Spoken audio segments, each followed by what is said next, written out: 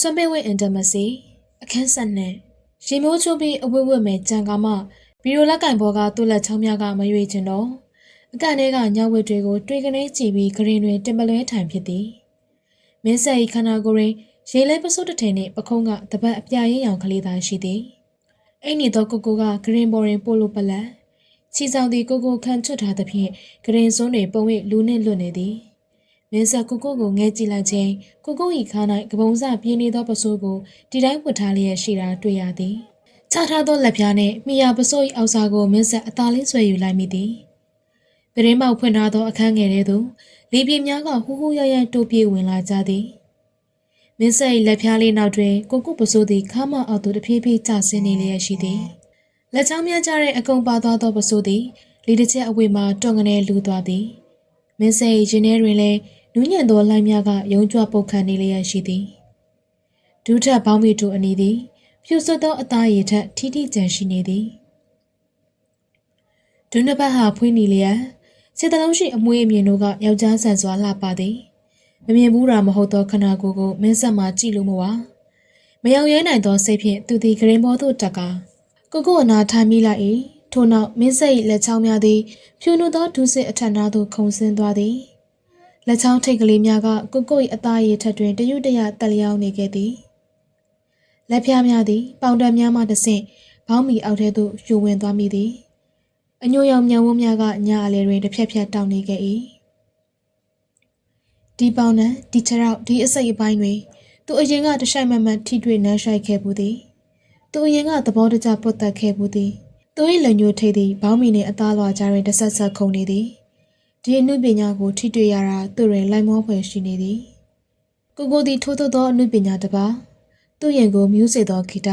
သူနှလုံးသားကိုအေးစေသောကြပြသူစိတ်ကိုရွှင်စေသောတန်စင်သည်ကိုသာဖြစ်ချေ၏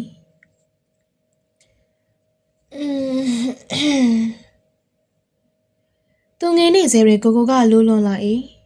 မင်းဆက်ကိုဘောင်မီတဲကလက်ကိုပြန်ရုပ်လိုက်ရသည်ကို၏မျက်လွှာသည်လေးပင်စွာပွင့်လာချေ၏ကိုနိုးပြီလားဒါငါမူးတယ်ကို၏အကြည့်များကသူ့ခန္ဓာကိုယ်သို့ကြာရောက်လာသည်သူအပေါ်ပိုင်းဗလာဖြစ်နေတာခုမှတတိထားမိသည်သူအဝတ်ဝတ်ရအောင်မည်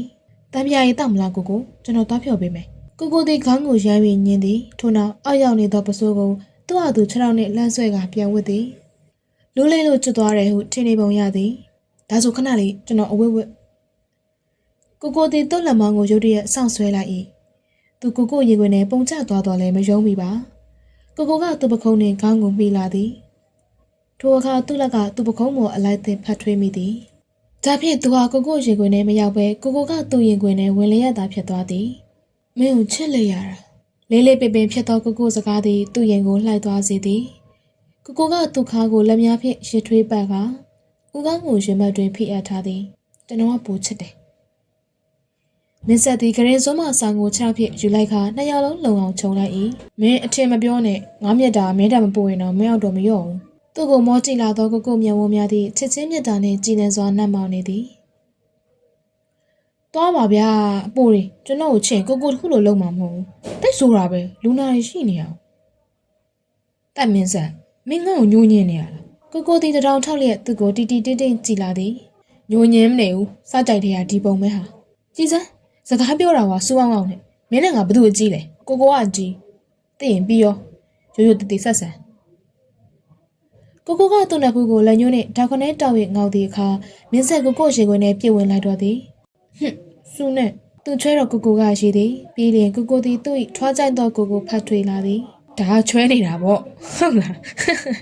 ချစ်စရာလေးပါကွာကို၏လက်ချောင်းများသည်အဝတ်မဲ့သောသူ့ကြောထက်တွင်ပြေးခုန်ပုတ်တက်နေသည်ပခုံးတန်းများကိုစုပ်ကန်ဖြစ်ညင်လာသည်ခါကိုထိတွေ့ကလူလာသည်ကို၏အထီအတွေ့တွင်သူဟာဓာတ်ပစ္စည်းတစ်ခုနဲ့ပြုံးဝင်းလူချင်းရုတ်တရက်ကိုကတတိတရဖြစ်ပြီးလက်ကိုစက်ခနဲရုပ်သွားသည်သူမောကြည့်လိုက်သောကိုမျက်နှာဟာမှိုင်းညွတ်ညွတ်မှုန်သေးသည်ကိုဒီကိစ္စကိုတအုံနွနှွတွေးပြီးစင်ကျင်နေတာတွေ့တော့မင်းဆက်ရင်ထဲမကောင်းမင်းဆက်ကလေချောင်းတွေကတစ်ဆိုနေသည်များကိုထုတ်ပြောတင်သည်ထင်သည်ကျွန်တော်လေကိုအပေါ်အပြစ်မကင်းသလိုပဲဘာလို့အပြစ်မကင်းတာလဲကိုမျက်ဝန်းများဟာပကတိဖြူစင်လျက်သူဟာဒီအဖြူရဲ့စိတ်ကိုမှပျက်စီးစေပြီလား ကျွန်တော်ကြောင့်ကိုကဘဝပြတ်သွားတာလေကျွန်တော်ကိုနဲ့အတူတူရှိနေဖို့တင့်တော်ပါမလားဒါဆိုမင်းဘာလို့ငါ့ကိုပြန်ရှာခဲ့သေးလဲကိုအမေကတည်တတ်သည်အဖြေဖော်ခတ်သောမျက်ဝန်းများတွင်ကိုသူ့စိတ်ကိုတည်သွားပြီဖြစ်ကြောင်းတွေ့လျက်ရသည်ကျွန်တော်မဖြေတတ်ဘူးမင်းအတွေးလွန်နေပြီကျွန်တော်အတွေးလွန်တာမဟုတ်ဘူးကိုဒါပြင်မရတဲ့အမှန်တရားပဲကျွန်တော်ရဲ့အဖေကြောင့်ကိုဘဝပျက်စီးသွားပြီကိုခန္ဓာကိုယ်အမာရွတ်တွေလည်းရှိနေခဲ့ပြီကိုအိမ်မက်တာမမက်ဘူးတဲ့ရွာမှာနေခဲ့ရပြီကျွန်တော်ဘာလဲကိုကျွန်တော်ကိုဘဝကိုကောက်ွယ်ဖို့ထက်ရိုက်ချခဲ့တဲ့ကောင်တယောက်ပဲတိုက်ကပြောရင်အသက်များတုံလာသည်စကားလေးအဖျားတိုးဝင်သွားသောအချိန်တိုင်းတွင်သူ့ရင်ထဲ၌ပူဆက်သောဝေဒနာကဖြစ်တည်သည်ငါစကားမတတ်ဘူးတိုင်ငါမင်းပြောနေတာပဲမြင်ချင်တယ်မင်းအောင်မြင်နေတာကိုပဲငါမြင်ချင်တယ်မင်းအဆင်ပြေတာပဲငါမြင်ချင်တယ်အဲ့အတွက်ငါဘဝတစ်ခုလုံးပေးဆိုလဲပေးနိုင်တယ်မင်းခုလိုဖြစ်နေတာငါအတွက်အဆင်မပြေဘူးငါမင်းအဖေကြောင့်ဒီလိုဖြစ်တယ်မင်းကငါကြောင့်ဒီလိုဖြစ်တယ်မကြီးရဲပဲရခဲ့တဲ့ဒဏ်ရာတွေပဲတိုက်ရဲဒါတွေကြောင့်ငါတို့တယောက်ကိုတယောက်မျက်နှာပူနေဘူးလို့လို့လားငါတို့ဝမ်းနေဘူးလို့လို့လားမင်းဆက်ပခုံးများလောက်ခအောင်ငိုနေမိသည်ကိုလက်ချောင်းများကမင်းစိတ်ပါပြင်ကိုထိတွေ့လာပြီးဝင်းရည်ကြီးတို့ကိုပွတ်သက်သိမ်းဆဲသည်မင်းပြောတော့ငါငိုရင်မင်းရင်းနေပူတယ်ဆိုမင်းငိုရောငါရင်းနေဆင်ပြေမဲ့ထင်လားမင်းငါ့ကိုအာမနာတတ်ပါဦးတိုက်ရဲ့မင်းကငါ့ပေါ်မှာရှိနေတဲ့မင်းရဲ့အပြစ်ကြွေးကိုဆက်ချင်နေတာမင်းငါ့ပေါ်စိတ်တန့်ချင်နေတာအကုန်မင်းအတွက်ကြီးပဲငါ့ထွက်ရောမင်းနည်းနည်းလေးတော့မတွေးပေးဘူးလားငါ့ကိုတတ်ဖို့ကြံစီခဲ့တဲ့သူကိုခွင့်လွှတ်ခဲ့တဲ့အကြောင်းရမင်းနဲ့အရင်လိုပြည့်နေခြင်းလို့လေငါတို့မင်းမတွေးပေးခဲ့ဘူးမင်းအထသမားလေးပဲတိုက်ရဲ့ကိုဒီသူ့အားပွေဖက်လာခဲ့သည်ထို့နောက်သူ့ကြောကိုလက်ဖြင့်ပုတ်ချပြီးသူ့ပကုံးပေါ်တွင်ခေါင်းမောင်ငိုလေသည်သူသာပောက်ကွဲမတတ်ရှိတ်တံမထွက်သောကိုငိုခြင်းများကိုမေ့လျော့ခဲ့မိသည်သူရင်ပူမှာဆို၍သူမသိအောင်ကအမြဲကျိန်ငိုခဲ့သည်သူကတော့ရှိမှဖုံးကွယ်ခြင်းမရှိနာကျင်ကြေခွဲပြခဲ့သည်အခန်း၏အပူရှိန်တွင်အေးကဖြည့်စည်းလာသဖြင့်သူသည်စောင်းကိုပခုံးထိဆွဲချုံလိုက်ရသည်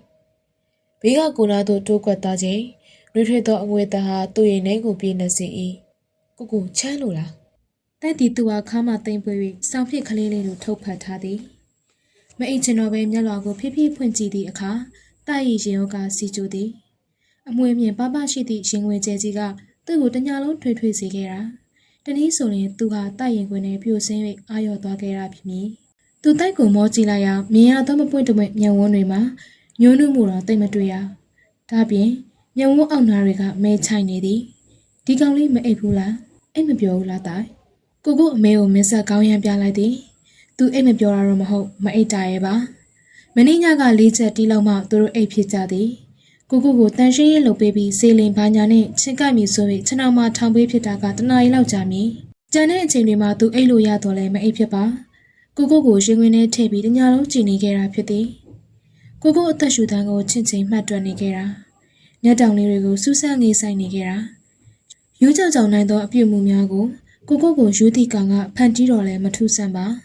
ါဒီနေ့အလုံးမလုံးနဲ့တော့နော်အိတ်လိုက်တော့နော်တိုင်သူ့ရင်ခွင်ထဲထပ်မံတွန်းဝင်လာသောကိုယူရတာသည်မမောဖွယ်ဖြစ်သည်တတ်တာရဲ့လား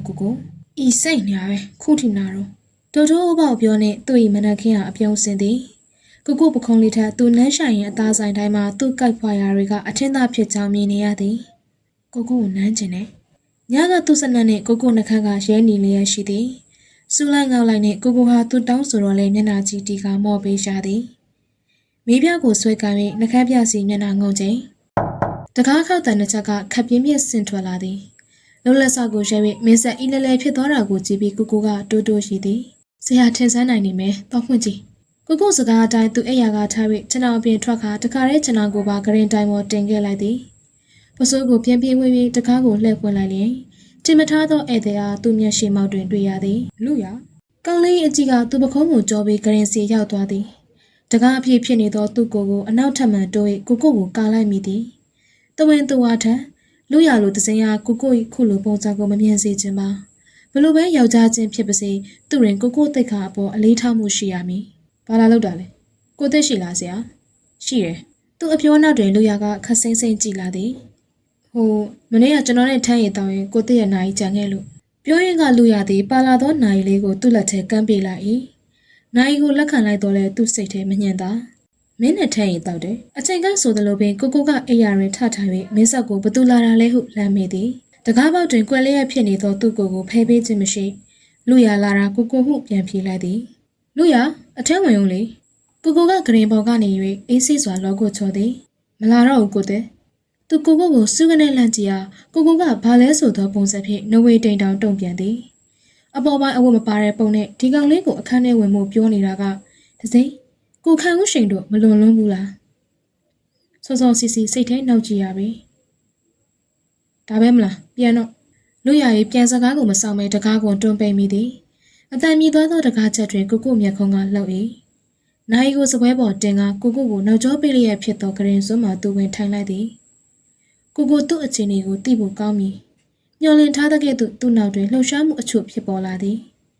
ကွန်တရာညက်အကြားကိုသည်သူ့ကြောကိုနောက်မှဖတ်ပွေးလိုက်သည်မျက်နှာဘလို့ဖြစ်နေရလဲမနေ့ကသူနဲ့ထမ်းရင်သွားတော့တာလားအမေကိုအမေဖြင့်ထပ်တော့ကိုရှိုက်သောတပ်ပြင်းကသူ့ပခုံးဝယ်ဝတ်စင်းသည်တဝင်တူနေရလားကျွန်တော်မေးတာဖြေပါသူနဲ့ချင်းပြီးတောက်တာတော့မဟုတ်ပါဘူးငါတောက်နေတော့သူရောက်လာတာကိုသည်သူ့ပခုံးထက်မေးတင်ပြီးပေါ့ပါပြော၏နောက်တစ်ခါဘသူနဲ့မှမတောက်ပါနဲ့ကိုကျွန်တော်လုံးဝမကြိုက်ဘူးကိုကသူ့တီတင်းမှုကိုအံ့ဩစွာရှိနေသည်သူသည်မျက်မှောင်ကိုစုကြုံထားပြီးနှကန်းတို့ကိုတင်းစေထားမိသည်ဘေးကမျက်ဝန်းနဲ့တို့ငေးဆိုင်နေတာတွေ့တော့လဲရှေးရှုတက်ကိုသာအကြည့်ပို့ထားလိုက်၏ကျွန်တော်ဒီလောက်တော့ပိုင်ဆိုင်ခွင့်ပြလို့ရရမလားကိုငါမသိလို့ပါမင်းမကြိုက်မလုပ်တော့ဘူးတင်မထားသောဂလန်ကစားစားရိုးကျိုးမှုသာသူ့နာရဲဝင်ရောက်ကလို့၏ကိုကသူ့ပခုံးနဲ့ဝမ်းနေစွာကောင်းမိသည်ဒီလိုကြတော့လေသူ့မှာစိတ်မမာရက်ပါပြီးတော့ဘာလို့အခန်းထဲဝင်မှုခေါ်နေရလဲသူလည်းအခြေအနေကိုသိပါတယ်ကွာဝင်မလာမှန်းသိလို့ရိုးနှုတ်ဆက်လိုက်တာပဲသူနဲ့ကိုဟာဒီနေရာ၌လဲကွာဟာသည်သူကရှေးယူဆန်တလောက်ကိုကအနောက်တိုင်းဆန်သည်ကိုသည်ငယ်စဉ်ကတည်းကအနောက်နိုင်ငံများသို့ခဏသွားလေရှိ၍ထိုနေရာများတွင်အချိန်တော်များများပြုံမွေးခဲ့သည်အဲဦးမမလားကိုအိမ်မဲမင်းမျက်ကွင်းနေချိုင်နေတယ်လားကိုကျွန်တော်ဖတ်ထားမယ်သူအရင်လဲပြီးကိုရင်ခွင်ထဲထည့်ကားတိတ်လိုက်သည်ကျူတီချိန်မဝင်တာကိုဆရာနားလည်မှာပါကိုမန္တလေးပြန်ကျင်တယ်ကိုကသူ့ကိုတအံ့တအောင်မော်ကြည့်လာသည်မရည်ရွယ်ပါပဲသူမျက်ရည်တွေဝိုင်းနေခဲ့သည်ဘာလို့ဝမ်းနေနေတာလဲတာသူရဲ့ခေါင်းနဲ့မျက်နှာကိုမှောက်ပစ်လိုက်သည်မန္တလေးပြန်ကျင်လို့ပါကိုရဲ့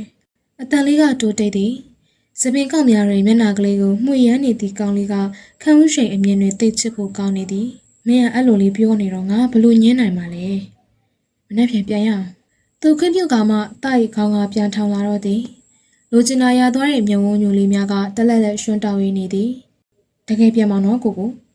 အေးပြန်မယ်သူလဲနေရကအပေါ်တိုး၍တိုက်ကိုပွေဖက်လိုက်သည်တိုက်ကသွားတဲ့ဖြူကလေးတွေပေါ်အောင်ပြုံးရည်နေ၏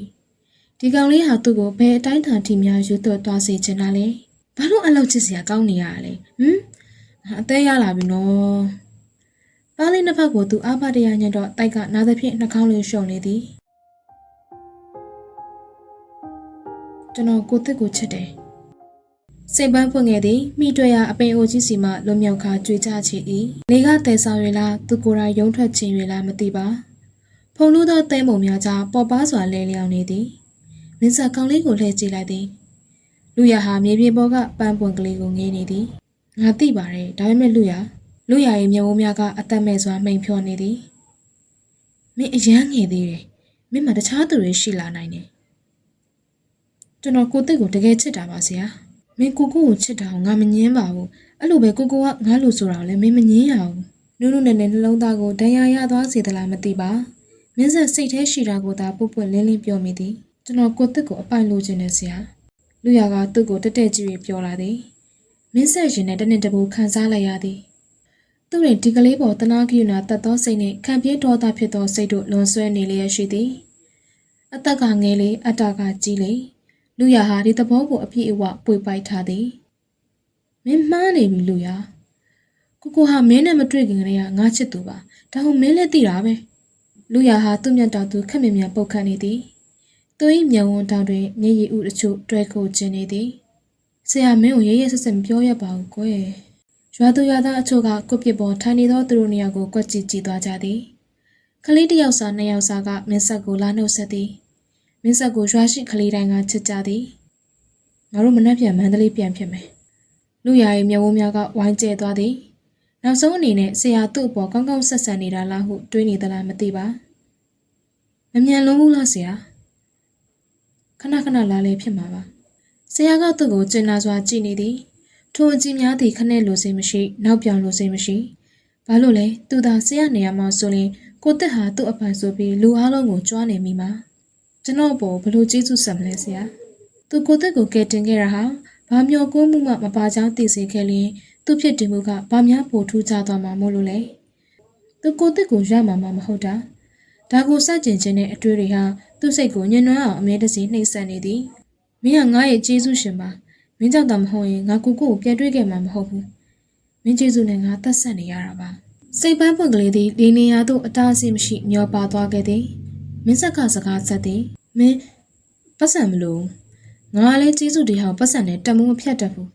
ဒီတော့မင်းလိုချင်တာငါပေးပါမယ်ကျွန်တော်ကိုတက်ကိုပဲလိုချင်တယ်ဆရာလူရရဲ့စကားသားကအပိုလိုမရှိပြတ်သားခိုင်ပါစေဖြစ်သည်မင်းဆက်ထိုင်နေရာကထားရလိုက်သည်ကိုဘေးချင်းစီမှလာသောလေပွေနှုတ်သည်လူရရဲ့ခတ်တူတူစပင်များကြားပြက်ကလူးဆန်စွာတိုးဝင်နေသည်အခုနှစ်ယောက်ရဲ့မြတ်တာမျိုးငါတို့မင်းကိုပေးမယ်လူရမန္တလေးပြန်သွားလဲငါတို့စီကိုမင်းတကားမရှိဓာမရှိဝင်ထွက်နိုင်တယ်ငါတို့အိမ်မှာလာနေလဲရတယ်မင်းလိုချင်တာမှန်သမျှဖြည့်ဆည်းပေးမယ်လူရကမင်းဆက်ကိုမှုန်တင်တင်ငဲကြည့်နေသည်မျက်ဝန်းများတဲ့ရှန်ကျလာသောနာကျင်မှုကိုမင်းဆက်ဆနာပါသည်ကိုသာမဟုတ်ရင်လူရဘက်ကဘာတောက်သူပေးဖို့အစင်းသင့်ပါ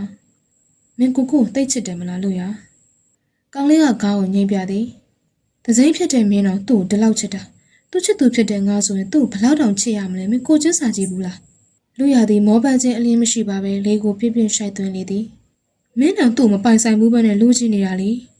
ပိုင်ရှိဖြစ်တဲ့ငါဆိုရင်ဘလောက်တောင်မြန်လို့ရမလဲဟမ်ကိုရှိမှငါသက်ရှင်နိုင်မှာငါတို့ကိုကလွယ်ပြီးမရှိဘူးလူရရဲ့မျက်ဝန်းတောက်ကအပူစကလေးဟာအချုံနောက်ခင်းပြုတ်ကျသွားကြသည်လူရကသူ့မျက်ခုံကိုလက်ဖြားနဲ့ပုတ်တုပ်လိုက်သည်ကျွန်တော်နားလေပြီဆရာငါပြန်မယ်ကိုမင်းစီလာအောင်ပါသူကမင်းကိုညီအရင်တယောက်လိုသဘောထားတာထွက်ခွာသွားသောဆရာကြီးကြောပင်ဟာလူရရဲ့အမြင်အာရုံနဲ့မှုံပြီးဝါနေသည်မင်းဆက်တကြီးကိုသွေးပေါင်ချိန်ပေးနေစဉ်အပြင်မှအတန်ပလန်ဆူဆူညံ့ညံ့ကိုကြားလိုက်ရသည်တကြီးကရှိသည်တစ်တော်မရှိရင်တော့ပြင်းနေတော့မှာပဲမင်းဆက်ပေါ်တဲ့ပရင်းပေါက်ကခြံထဲသို့လမ်းကြည့်လိုက်သည်ကာလာသားဟချုနဲ့တူစီကျိတ်နေသောကိုအားတွေ့ရသည်ကိုတယောက်မန္တလေးမပြန်ခင်တကြီးစီလာချွဲ၍အလုပ်တွေကုလုပ်ပေးနေသည်ကျွန်တော်တို့ခဏလာလဲမယ်ဗျတကြီးလည်းမန္တလေးကိုလာခဲ့ပါမြေမဲထည့်ထားသောစုံကိုနွားဖြင့်လှဲ့ကကြက်ရသောအလုပ်တွင်ကိုကကျွမ်းကျင်ရှိသည်ကောင်လေးတွေနဲ့စကားပြောနေလျက်စုံနိုင်ရက်ကတပတ်လက်ကြိမ်မောင်းနေသည်ဒီနေ့ပိုင်းလုပ်တွေကျဲနေရတယ်လာဖြစ်မယ်တော့မထင်ဘူးနောက်နှစ်လောက်တော့လာမယ်ပေါ့ကွာစိတ်မပူပါနဲ့ကျွန်တော်တို့မန္တလေးပြန်ပြီးတိတ်မကြခင်တကြီးလာအောင်လာရမယ်ပွဲတကူရှိတယ်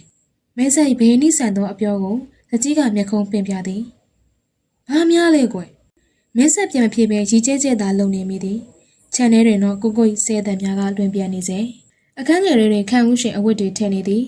luggage ကြီးနေတော့မဆက်ကျင်သောအဝတ်တို့တွင်တစ်တော်နှိပ်ချိုက်ခဲ့သည့်စွတ်ချက်အဟောင်းများသာမကခံဦးရှင်၏ branded အထည်တို့ပါအပါအဝင်ဖြစ်သည်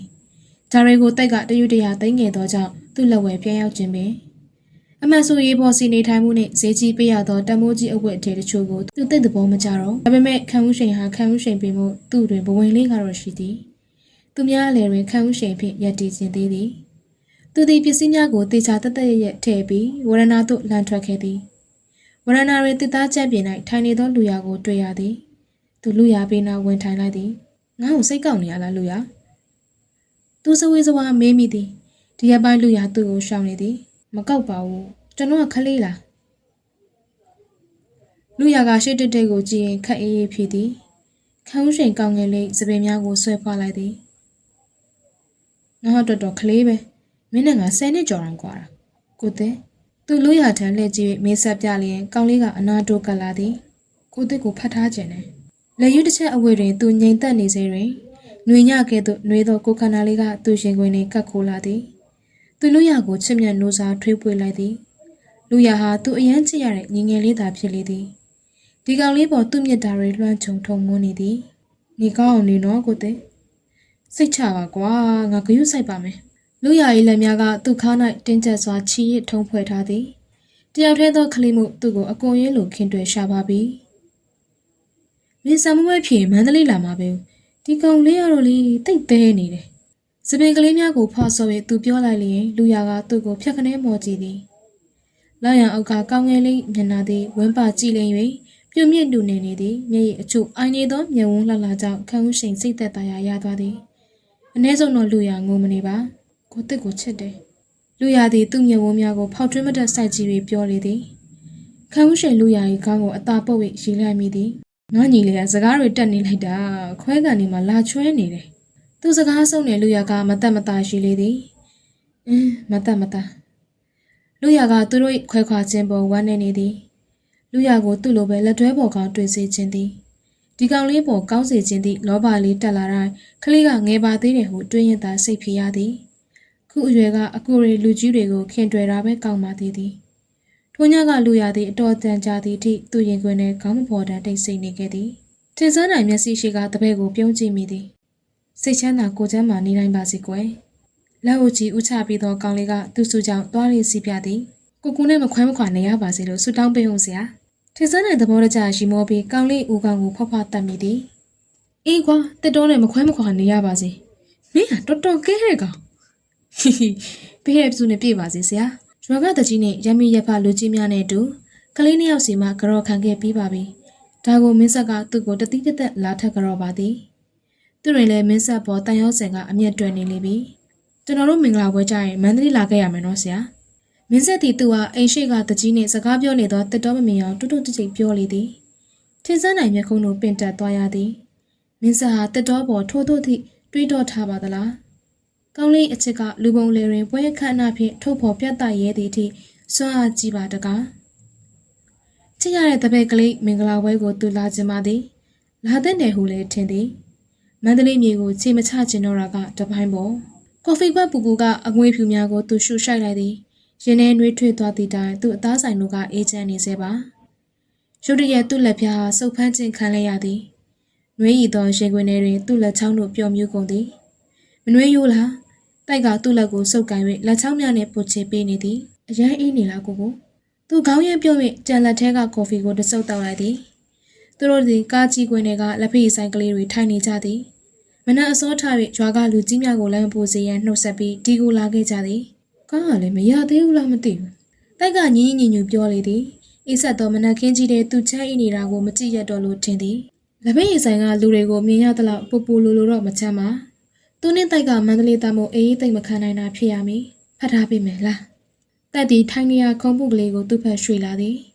ထို့နောက်သူ့ပခုံးပေါ်လက်ကိုတင်း၍နှင့်ငနဲ့ဖတ်လိုက်သည့်အခါသူတီတိုက်ရင်ခွင်နဲ့လုံးကျုံစွာခုလုံခွင့်ရသွားလေတော့သည်ကိုပါလေးတွေရဲနေရပဲအမလီချစ်လိုက်တာဗျတိုက်ကသူ့ဘားပြင်ကိုလက်ညှိုးဖြင့်ပုတ်ထီရင်စိတ်တိုင်းဆစွာရေချွတ်သည်သူတိုက်ပခုံးတွင်မှီလျက်ကရှိမိသည်သူသည်အေးအေးတန်ကြောင့်ရဲနေမည်ဖြစ်သောသူ့ပါကိုတိုက်ဤထွေးသောဘားပြင်လေးစီထိကပ်လိုက်သည်ဘာနှစ်ခုဖိကပ်သွားတာကိုတိုက်ကတန်းတောနှင့်အတောင်လိုက်ကလေးဖြစ်နေသည်အညိုရောင်မျက်စံလုံးများဝိုင်းဝန်းနေ၍သူ့ဘားကလေးသူနှကန်းဆူ၍ဖောင်းလေသည်သူ့ရေချင်းစိတ်ကထိမ့်မရတိုက်ဟာခံဦးရှိန်နှင့်ပါချင်းချင်းထိကပ်နေသောအေရီယာပိုကျဲစေရန်သူ့ဘားကလေးကိုပိန်လိုက်ဖောင်းလိုက်လုပ်နေသည်ပခုံးများလှုပ်ခတ်သည့်အထိရည်ရင်ကပါးကိုပြန်ခွာတော့တိုက်ကနှမျောတတဖြစ်စွာမျက်မှောင်ကိုတွန့်ချိုးပါသည်ခံဦးရှိန်စခြင်းစောကြီးစွာဖြင့်ရှာကိုအပြားလိုက်ထုတ်၍ပြောင်ပြလိုက်သည်ကိုလူစုပခုံးကိုပင်ချီ၍မထီဟန်ပြလေပိုစုပုတ်လေဖြစ်နေသည့်ကောင်းလေးကြောင့်သူ့မနက်ခင်းအားတက်ကြွလန်းဆန်းနေလျက်ရှိသည်အလိုချင်ဆုံးမင်းစီကငါမြတ်တရားလေးအပူစုကလေးတောင်းပါအောင်ဆိုသစ္စာရှိပါမေနကြကလာသောသရှင်စာသားများကိုခတ်တွတ်တွတ်လိုက်ရရွနေရင်ကပြက်ကျသွားသောတန်စင်ကြောင့်ဘေးကိုလှည့်ကြည့်လိုက်မိသည်နကြအဖြူကလေးသည်တာ၏လက်ချောင်းများတွင်ငြိမ်သက်နေသည်ဘာလို့လာတော့တချင်းနှောက်ထောင်နေအောင်ဘယ်ကမေးလဲဘသူ့ကိုစောင်းဆိုနေရကားပေါ်ရင်ဖြစ်ဖြစ်တာ၏အတန်းကတိတ်တော်မကျဲလောက်ပါအရင်ကလေးကတိုက်ကသူ့ကိုအော်ကြီးရဲ့ခြင်းမပြောတတ်တာလဲပါမီဗရင်ပေါင်နေရထားလို့ရှုကင်းချင်ရင်တချင်းလေးဟဲပါမည်ဆိုတကောက်သားဟာထရည်လေပြီဘယ်ကမေးရမှာလဲကွာဘယ်မေးတော့သစ္စာရှိပါမေးဆိုဘယ်မေးကိုပြောနေရလဲဆန်ဆောင်လာမေးနေမှာပေါ့တာ၏မျက်နှာကအတော်အသင့်တီးနေသည်ဒီတိုင်းတချင်းလေးညီမိတာကိုဘာလို့တအားစိတ်ဆိုးသွားတယ်လဲသူမသိသူ့မေးလေကိုကမေးဆိုပြီးဆိုစရာလားကဲအဲ့ဒါဆိုမေးနေရမှာတိုက်လို့ပြောင်းဆိုမယ်ကွာကျင်းနေပြီလား Express ကားအနောက်နာကခုံတွဲတွဲတွင်သူတို့နှစ်ယောက်တူတူကြကြစကားများနေကြသည်တိုက်ကကျင်းနေသေးဟန်မတူပါကိုမရွက်နဲ့ဗျာအေးမေးမဆိုတော့ဘူးမမမောင်ခေါ်လိုက်မှလားလို့အကျယ်ရောဆိုပြအောင်မယ်ကို တိုက်ကလက်တွေပါပါလာသည်သူ့လက်မောင်းကိုလက်ဖျားနှင့်တစ်ဖြက်ဖြက်ရိုက်ပြီးစူပုတ်နေသည်ခလေးငယ်တယောက်လိုချင်တာမရ၍ကြီးကြနေသည်ပုံပေါက်နေသဖြင့်သူဆနောက်ချင်လာသည်ဤသို့ဖြင့်သူသည်လက်မောင်းကိုလာကိုက်သည့်ကောင်းလေးခေါင်းကိုလက်သီးနှင့်ထုပစ်လိုက်သည်ရှိုက်တန်ထွက်၍မျက်နှာကိုတစ်ဖက်သို့လှည့်သွားသောတိုက်နှကန်းပြမှစတရုံးကောင်ဆိုသည့်ဆဲဆိုတန်ကိုသူတေချာပေါက်ကြားလိုက်ရသည်တိုက်မင်းဆက်မင်းငါ့ကိုဘလို့ဆဲလိုက်တယ်မဆဲပါဘူးစတရုံးကောင်ကိုပြောတာပါတိုက်ကနဝေတိမ်တောင်ကလေးဖြင့်သူ့ကိုမရဲတရဲဖြစ်သည်ဘာပြောတယ်မင်းထက်အကြီးကိုဒီလိုပြောเสียလားဟမ်နေရင်ကိုလက်ဝါးလှမ်းတော့တိုက်ကကိုရွှေ့၍ရှောင်သည်သူ့လက်စာကိုဒီကောင်လေးကအကျွမ်းတဝင်ရှိ၍ရှောင်ခွင်းတက်နေတာကြောင့်ဒေါသကပိုးထွက်လာသည်နေရင်မရတော့နီးစရာဘိုက်ပြင်ကိုလက်သီးနှင့်ထိုးမှအော်တန်ကြဲကထွက်လာသည်အသက်ကြီးလာ၍လားမသိတိုက်တယောက်ဂလန်ကစံလောက်တက်လာလိမ့်ပြီတလန်းလုံးရံဖြစ်လာတာတော့မဟုတ်နေ့လေအချိန်တွင်မနက်အစောထလာသောကိုကငိုင်မီလာသည်ဒီတော့လဲသူ့မှာပခုံးငါပြီးချော့တဲ့ရသည်နှစ်ချက်ချိုင်အိပ်ပျော်နေသောမျက်နှာကိုငေးလိုက်ဖောင်းနေသောပါးလေးကိုဆွဲပစ်လိုက်နှင့်မင်းဆက်တယောက်အချိုင်းနဲ့ခံထားရတာကိုတော့မေးပြောက်သွားသည်ကိုရောက်ပြီးထားတော့မင်းဆက်ကိုပခုံးကိုဖွားဖွားကိုင်လုံနေရဲ့ကကိုလူးလွန်လာသည်ပခုံးကိုလက်ဖြင့်ပုတ်တက်နေပြီးအိမ်မုံစုံမထားလာသည်သူကိုစပင်ကောက်တွေကိုပုံချအောင်လက်ချောင်းများဖြင့်ထိုးဆ၍ရှင်းသက်ပေးရသည်ထို့နောက်နှကောင်သားတန်းပေါ်ကလက်ကေးရွှေထုတ်၍ကားပေါ်ကဆင်းတော်သည်မွန်တနနာရီတွင်မန္တလေးကားကေကလူသူရှင်း၍နေသည်ဒီနေ့ကိုနင်းရချိန်၌ခံဦးရှင်ရင်ထဲသို့နှွေးထွေးမှုတစ်မျိုးတောက်ဝင်လာသည်ရွှေမန္တလေးမြေကိုမန္တလေးသားဖြစ်သည့်သူပြန်ချေချနိုင်ခဲ့ပြီလုံးဝကားနဲ့လင်းထက်သူကသူတို့ကိုလာကြိုသည်ကားကိတ်ကလက်ဖက်ရည်ဆိုင်တွင်၄ယောက်သားလက်ဖက်ရည်တောက်ပြီးမှအိမ်သို့ပြန်လာခဲ့ကြသည်ကားပေါ်ကနေ၍လမ်းတစ်လျှောက်မြင်ရသောတိုက်တာအစာအုပ်များကိုခံဦးရှင်ငေးကြည့်နေမိသည်မန္တလေးဟာအထူးတလဲပြောင်းလဲသွားခြင်းမရှိပါအလုပ်ကိစ္စတွေအခြေတီအောင်စူးစမ်းပြီးလျင်တိုက်ကိုအချိန်ပေးရမည်မန္တလေးကသူမရောက်ဘူးသည့်နေရာများကိုတိုက်နှင့်အတူတေချာလဲပတ်ရမည်ရခင်ကခံဦးရှင်သည်ဇိတ်ခန့်သုံးဖြုံတက်သောအလကားသူသားဖြစ်လျင်ယခုခံဦးရှင်ကပုံမှုအသုံးချအရေးပါစေရမည်တိုက်ကအိမ်ကိုသူ့အရှင်နေခဲ့သည့်အတိုင်းတပုံစံနဲ့ထားရှိသည်ကြီးမားကျယ်ပြန့်သောသူ့အိမ်ယာခင်မီစမ်းသစ်သည်ဤအိမ်ကိုသူ၏ကိုပိုင်ပတ်စံနှင့်မန္တလေးကအတော်ဆုံးအင်ဂျင်နီယာကိုငှား၍သူစောက်ခဲ့သည်ခုသူတွင်ရှိသောအသည့်တရားနှင့်ပြန်ရှင်ကြည့်ပါကဒါသည်ဂုံယူစရာတော့မဟုတ်တော့ပါတိုက်ရည်ချိုးတာကိုစောင့်နေရင်သူတအိမ်လုံးကိုလဲပတ်ကြည့်ခဲ့သည်အိမ်ခန်းထဲပြန်ဝင်လာချိန်တွင်သူတစ်ခုကိုတတိယမိသည်အခန်းကျဲကြီးတောင်ကစပွဲကုံစီသူ၆လန်းလာခဲ့သည်တစ်ချိန်ကဗလာကျဲရှိခဲ့သည့်စာကြည့်စပွဲတွင်တိုက်စေးဆောင်များကစီစီရီရှိကနေသည်နေရန်ကစာအုပ်စင်တွင်ဆရာတက္ကသိုလ်ဖုံးနိုင်ဆရာဖေမြင့်ဆရာမကျူစရှိသောတမိုးရှိစာအုပ်စာပေများကိုတွေ့ရသည်ဒါတွေကိုတိုက်ကနှစ်သက်ဖတ်လေသည်ဖတ်စပွဲပေါ်ကရုပ်တုကလေးစီကိုသူ့လက်ကိုလှမ်းမိသည်စာနေသောငှက်မွေးကလေးကိုသူ့လက်ချောင်းထိပ်ကဖိချလိုက်သည်ပွင့်ရန်သွားသောတကားချက်ကိုကြည့်ပြီးသူတက်ပြင်းချမိသည်